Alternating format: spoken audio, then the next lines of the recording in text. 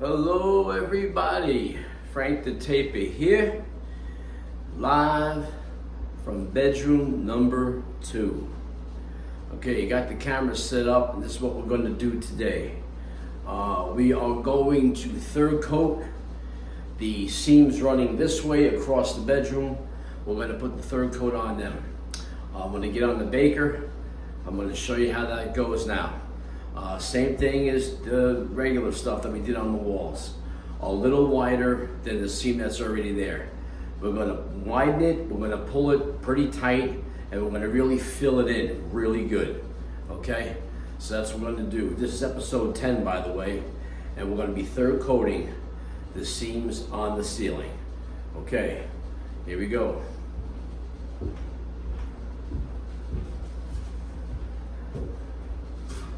Hawk, 10-inch knife, 6-inch knife. Okay, I'm on the baker, and here we go.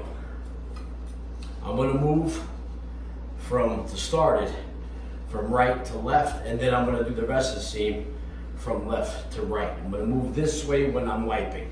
It's more comfortable for me, so that's what I'm gonna do.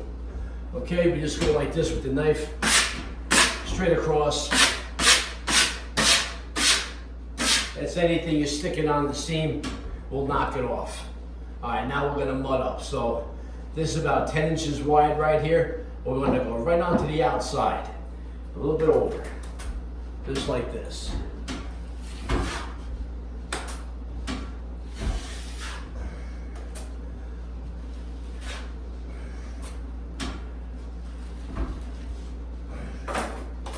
Fill it in real nice.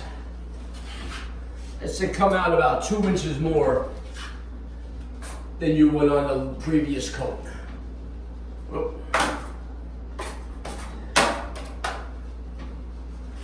Don't be cheap with the mud.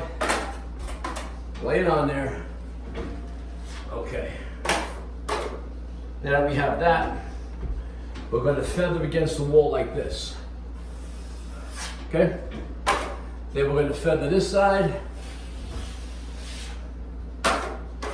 We're going to feather this side. Good. Now we're going to wipe half and half.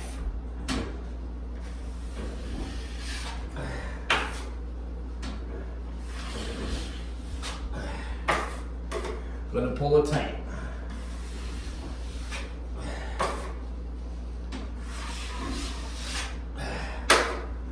Okay, there we go. Pull it tight, that's the seam right there. Okay? It's full, and just like on the previous episode, you'll see when it starts to dry, the darkness and the lightness. Okay, the darker areas is where the seam needed more compound to level it out. And the lighter side didn't need as much. So then, I'm gonna slide down the baker. Just like this. And I'm going to go about whatever's comfortable for you. Maybe 3-4 feet, and I'm going to do it now. Now, I'm going to wipe this way. Okay? Make sure there's no cheese or things stuck to the seam. Start over here. A little wider than it's there. I'm going to run it right into the other seam. I'm going to run it right in. Just like that. Do the other side.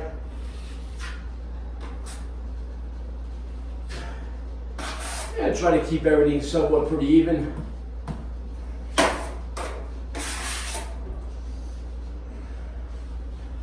Just like that.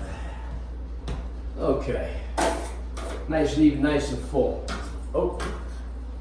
Try not to hit the fan. Okay, feather.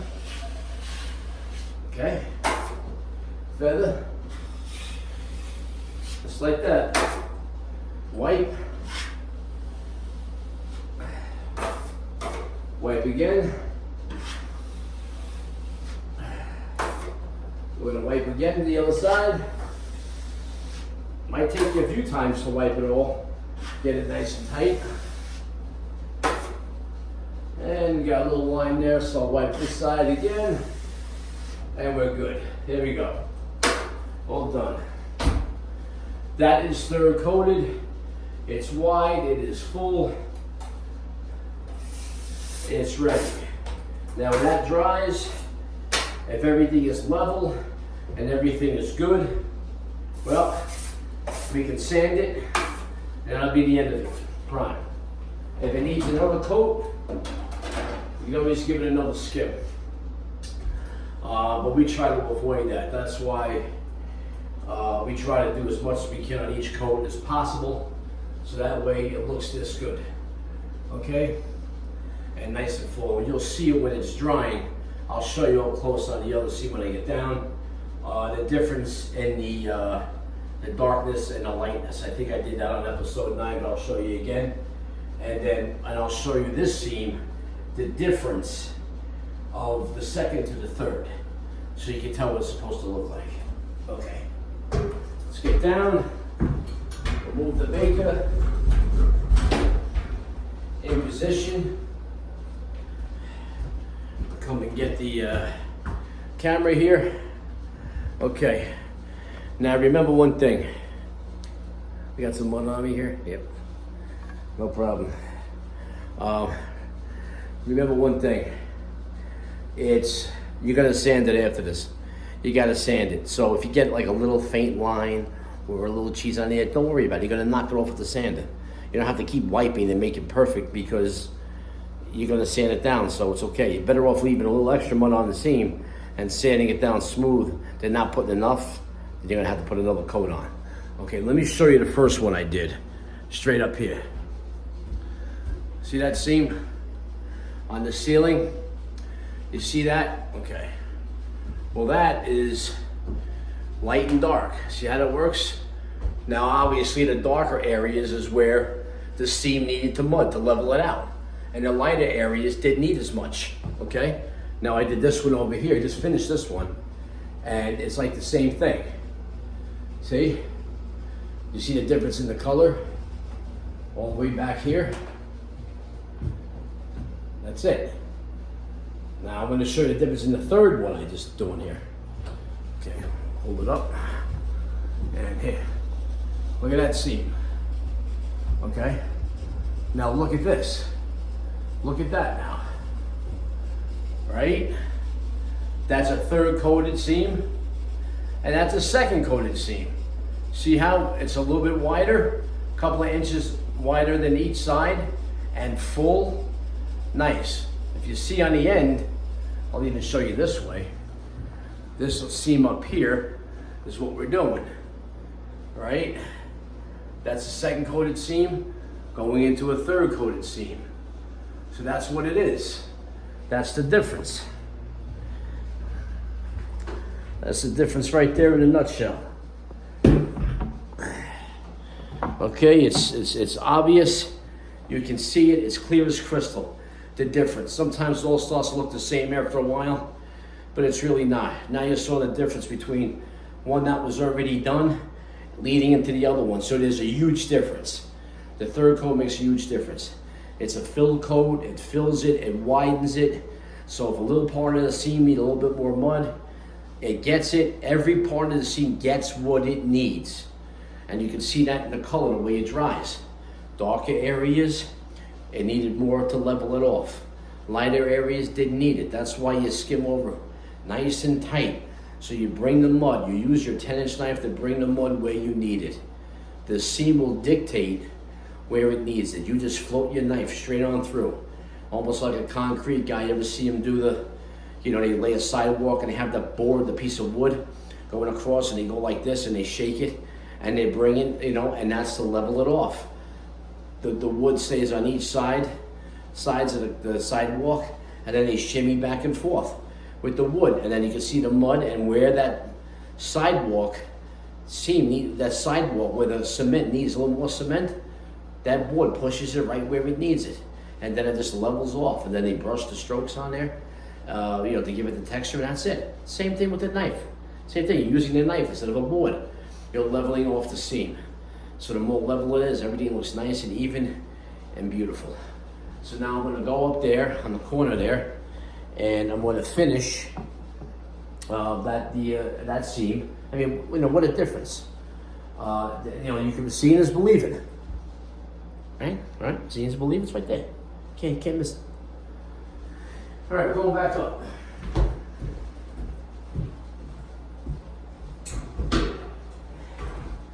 Got some mud on your knife, on your hook, I mean, and go right up. Same thing, just give it a little shot. Make sure there's nothing sticking out, any cheese or whatever. Now, most of the time, 90% of the time, the sides of the seam is where it needs the compound to broaden it up and level it off. Very little it needs in the middle. Because when you do the second coat, remember, you feather both sides, and then you go like this in the middle, and you're covering up the middle. Very rarely does the middle need really any mud. It's just widening a level. It's mostly the sides, as you can see when it's drying by its color. A little wider than that. A little wider than that. Come right over. Try to meet the other side there. Hey, try to keep it pretty much consistent and even with the side you just wiped. That's it, nice and full. And now you're going to feather. Now you're going to feather.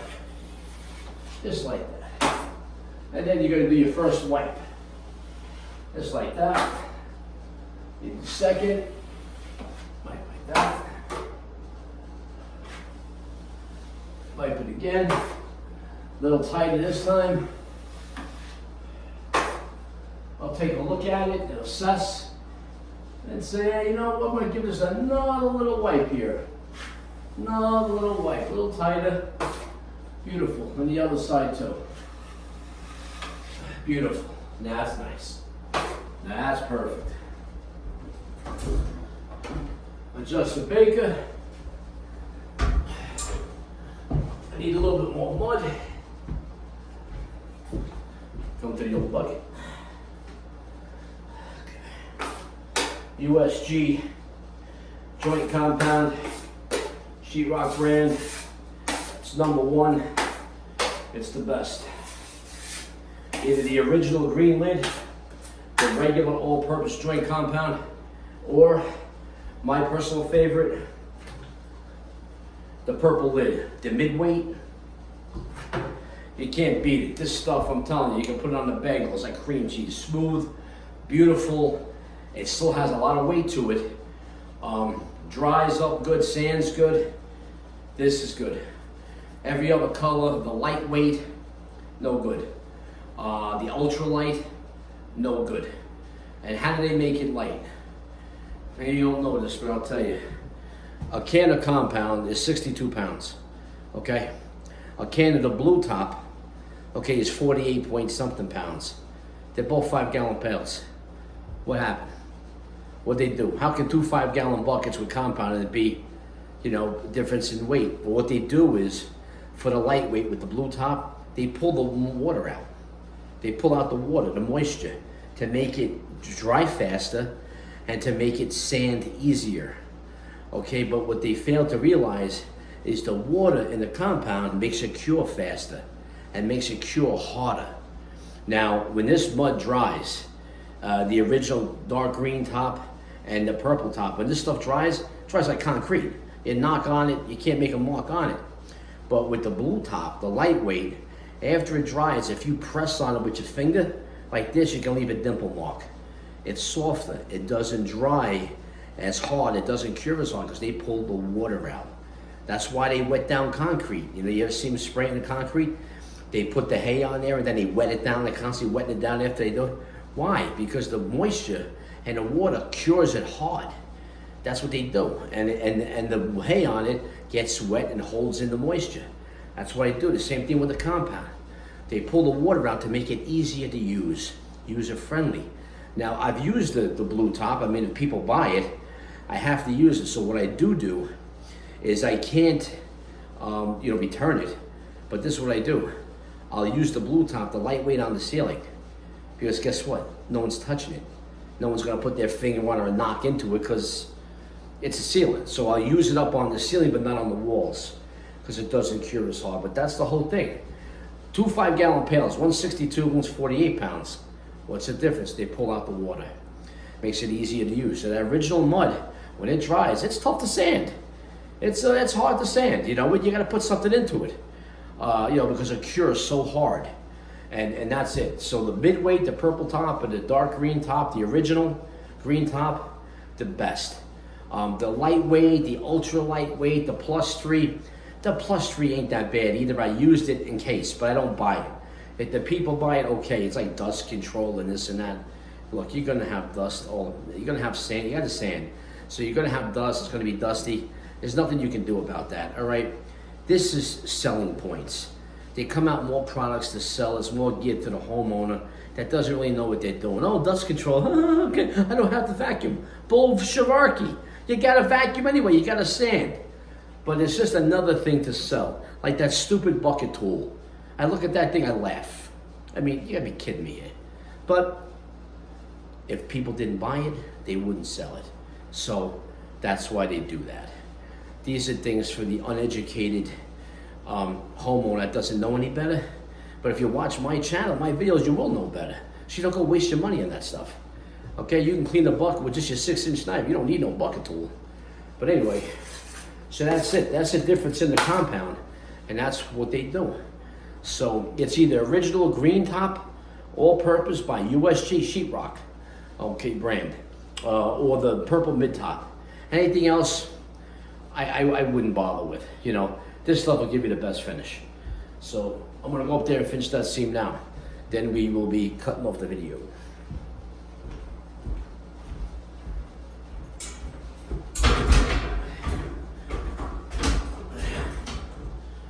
Okay, grab me 10. Let's do it. Now you don't have to go all the way into the corner. You just go up to it, that's all. Because we'll be doing the corner on the next video. Okay, get the same mud on there, lay it on there. Put that mud on there, get it on there, get it even, wipe it down, get it on there. Don't be cheap, fill this baby up. Okay, all right, it's up there. I'm gonna feather over here against the wall. Right where the corner is, right, the cap. Then I'm gonna feather down. Beautiful. Now I'm gonna feather over here. Beautiful. Now I'm going to start wiping. Half. Half. Okay, I'm going to hit it again. I'm going to hit it again here. Nice. I'm going to hit this side one more time. A little extra on there. And I look at it, I check it. I like what I see. I don't care if there's a little line somewhere because I'm going to sand it anyway. It's nice, it's good, it's full, it's even, it's wide, looking good. Now next episode, episode 11, we're going to third coat the angle. Remember in episode 9, we left a gap on the wall side, so we'll be filling in that gap. And that's how we'll do it. We'll do the top, but we won't go all the way into the corner. But we will go into the corner and fill the bottom gap. So that corner has no gaps, it is solid, and be ready for paint. Okay, we're going to do that the next episode. So, as I get down off the baker here,